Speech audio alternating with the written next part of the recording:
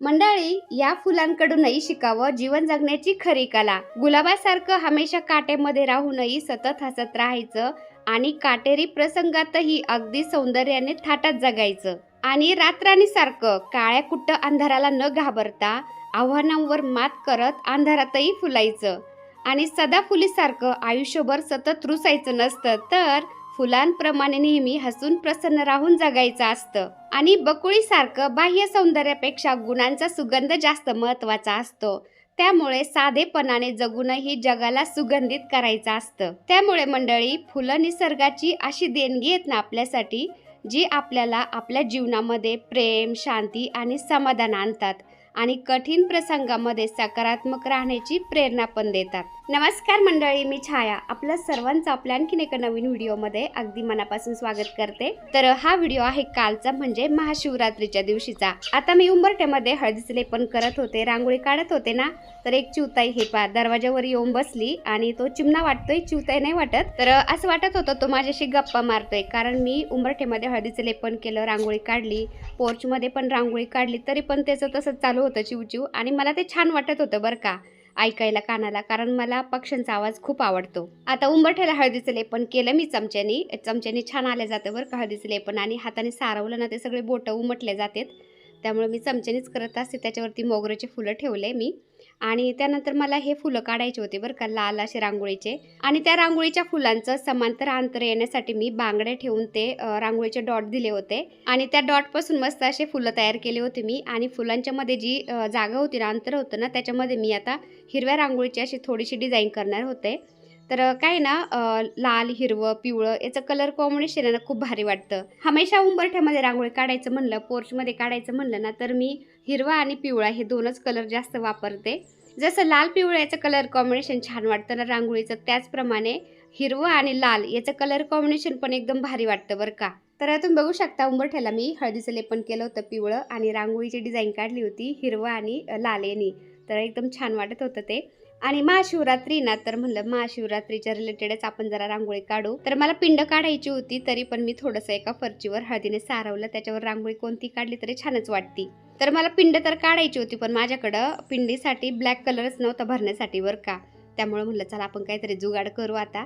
तर ते बेलाचे पानं खाली मी काढले आणि त्याखाली थोडीशी डिझाईन काढली. त्यानंतर आता पिंडीमध्ये रंग भरण्यासाठी माझ्याकडं ब्लॅक कलर नव्हता, त्यामुळे एकदम डार्क जांभळा कलर मी भरला, पण छान वाटत होता. आणि हळदीने सारवलेल्या याच्यावर मी अशी पिंडीची रांगोळी काढली होती, बेलाची पानं आणि त्यावरती पिंड, त्यानंतर थोडीशी डिझाईन, त्रिशूल काढलं होतं.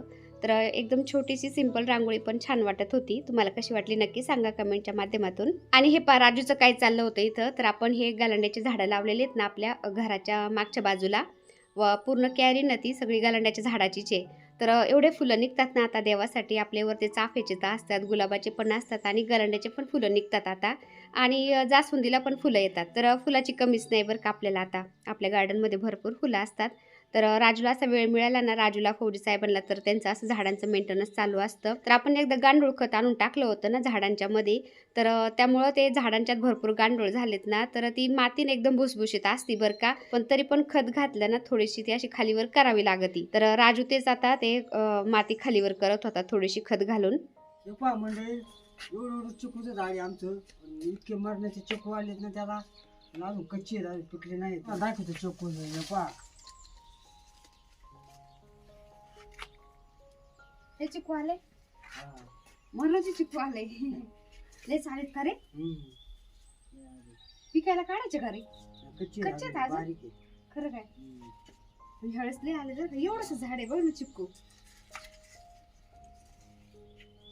मंडळी, गेल्या वर्षी उभे बारीक बारीक होते, पण आता बरेच मोठे झालेत, पण अजून काही बारीक पण आहे याच्यात. मागच्या वर्षी ना त्याची साईज थोडीशी लहान होती, ह्यावेळेस थोडी मोठी झाली आहे ना. त्याचं खोड थोडस कमजोरच होतं. बांधल्यामुळे इकडे ना हे वाकलं असतं का, ते वाकलं नव्हतं का, मग ते कापावं नाही लागलं का? तार याच्यात घुसली का हे करावं लागेल. त्याचं मोठं उचललं ना, त्याची तार आतमध्ये घुसत चालली. ती तार काढून तुम्ही दोरी बांधावर त्याला. फुलं तोडले, बाहेरची सडा रांगोळी झालं, उंबरठ्याला हळदीचं लेपन, उंबरठ्यामध्ये रांगोळी पण झाली, बाकीचं आवरलं. त्यानंतर म्हणलं निवांत आता महादेवांना अभिषेक घालावा. तर रोजची देवपूजा करून घेतली मी, देवांना आंघोळ घातली, त्यानंतर त्यांना स्थान देऊन पूजा केली. त्यानंतर मग सगळ्यात शेवट मी महादेवांना अभिषेक घातला. तर सगळ्यात आधी पाण्याने अभिषेक घातला, त्यानंतर पंचामृत सगळं मिक्स नव्हतं केलं मी, वेगवेगळं घेतलं होतं. दूध, दही, साखर, मध आणि तूप हे 5 पदार्थ घेतले होते मी अभिषेक घालण्यासाठी महादेवांना.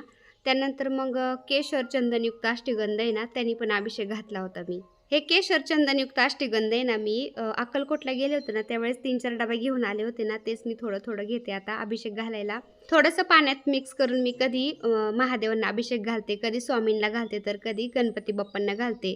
इतका छान वास आहे ना त्या अष्टगंधाला की बस. हे छोटंसं पारसचं शिवलिंग आहे माझ्याकडं, तर त्यालाच मी अभिषेक घालत असते. पारसचं शिवलिंग म्हणजे पाऱ्यावर प्रक्रिया बनवून त्या पाऱ्यापासून शिवलिंग बनवलेलं असतं आणि ते शिवलिंग हातामध्ये घेतलं की आपले हातसुद्धा काळे होतात. जसं की पारा आपल्या सोन्याला लागला ना तर आपले सोनंसुद्धा खराब होतं बरं का. त्याच पाऱ्यापासून हे पारचं शिवलिंग बनवलेलं असतं आणि ह्या पाऱ्यापासून बनवलेल्या शिवलिंगावर आपण अभिषेक घातला, पूजन केलं ना, आपल्याला हजारो कोटी शिवलिंगाचं पूजन केल्याचं फळ मिळत असतं असं म्हणतात. आणि असं पण म्हणतात पारसच्या शिवलिंगावर अभिषेक केल्याने सांसारिक सुख, अपार धनसंपत्ती, आरोग्य, मान सन्मान आणि मोक्षाची प्राप्ती होते. पारसच्या शिवलिंगामुळे आपल्या घरातली नकारात्मक ऊर्जा नष्ट होते, सकारात्मकता येते, शांतता आणि सुख समृद्धी नांदते आपल्या घरामध्ये. एकदम छोटंसं पारसचं शिवलिंग घेतलं होतं मी, पण ते खूप महाग आहे बरं का. 2,500ला घेतलं होतं मी, 50-60 ग्रॅमचं काहीतरी. तर आता मला नैवेद्य पण ठेवायचा होता देवाला आणि सगळ्यांना मला खिचडी आणि रताळ्याची खीर बनवायची होती. तर रताळ्याच्या खिरीची मी रेसिपी तुमच्याशी शेअर करते. तर कुकरला मी रताळे लावले होते आणि बटाटे पण लावले होते. तर ते रताळं जरा जास्तीचेच शिजले गेले बरं का. तर ते रताळ मी खिसायला गेले ना, ते खिसता येतच नव्हतं, तुटल्या जात होतं. त्यामुळे मी चमच्यानीच आता थोडंसं असं थोडं बारीक करून घेतलं, म्हणजे ते खिरीमध्ये मिक्स झालं जाईल, त्यामुळे थोडंसं बारीक करून घ्यायचं. आता एका कढईमध्ये मी गावरान तूप घेतलं थोडंसं, त्यामध्ये आता काजू, बदाम थोडेसे बारीक केलेले घालते आणि हलके ब्राऊन करून घ्यायचे आपल्याला. म्हणजे खीर खायला लागलो ना आपण, ते असं दाताखाली आले की एकदम क्रिस्पी लागतात, म्हणजे छान वाटतं. आणि काजू बदाम हलके ब्राऊन व्हायला लागले की त्याच्यामध्ये आपण ते रताळ खिसून घेतलं होतं ना, ते घालते आणि त्यानंतर लगेच त्याच्यामध्ये थोडंसं दूध घातलं मी. आता हे सगळं मिक्स करून घेते व्यवस्थित आणि बाकीचं दूध उरलेलं मग त्याच्यामध्ये घालते. खीर आपल्याला घट्ट पातळ कशी लागते त्यानुसार दूध घालायचं. आणि साबुदाणा पण भिजलेला होता ना, तर म्हणलं चला थोडासा साबुदाणा पण याच्यामध्ये घालते मी. आणि आपल्याला गोड कसं लागत आहे त्यानुसार आपण साखर घालायची आणि आपण विलायची पावडर घातली तरी पण चालतं किंवा दूध मसाला असेल आपल्याकडं ना, तर तो पण घातला तरी पण चालतं. तर कलर एकदम छान येतो आणि विलायचीमुळे फ्लेवर पण छान येतो खिरीचा. तर हे खिरीला उकळी आली, खीर एकदम छान झाली बरं का. आता खीर झाल्यावर मुलं लगेच खातेन, उष्टी करतेन, त्यामुळे पहिलं मी आता नैवेद्य ठेवते आणि त्यानंतर मग खिचडी परतन.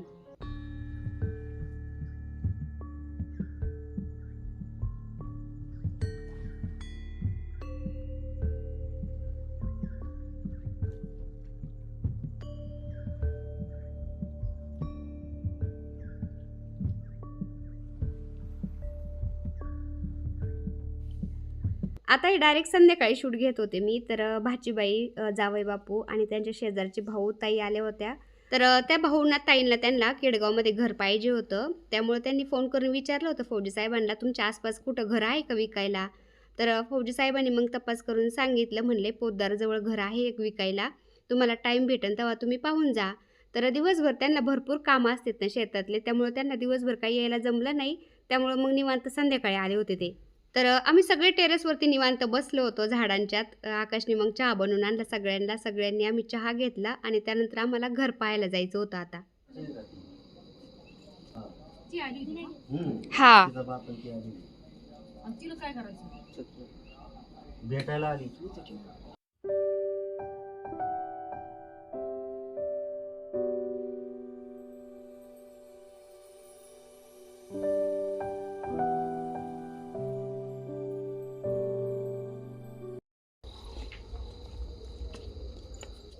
मागे यायचंय का परत?